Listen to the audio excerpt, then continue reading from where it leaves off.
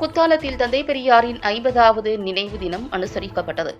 மயிலாடுதுறை மாவட்டம் குத்தாலத்தில் பகுத்தறிவு பகலவன் தந்தை பெரியாரின் 50வது நினைவு தினத்தை முன்னிட்டு இன்று குத்தாலம் கடைவீதியில் அமைந்துள்ள தந்தை பெரியாரின் திருவுருவ சிலைக்கு முன்னாள் சட்டமன்ற உறுப்பினரும் திமுக உயர்நிலை செயல்திட்ட குழு உறுப்பினருமான குத்தாலம் கல்யாணம் மாலை அணிவித்து மரியாதை செலுத்தினார். இந்நிகழ்வில் திமுக வடக்கு ஒன்றிய செயலாளர் குமரா வைத்தியநாதன், பேரூராட்சி மன்ற தலைவர் சங்கீதா மாரியப்பன், பேரூராட்சி மன்ற துணைத் தலைவர் சம்சுதீன் மற்றும் பெரியார் திராவிடர் கழகத்தினர், திமுக கழக நிர்வாகிகள் உள்ளிட்ட பலர் கலந்து கொண்டனர்.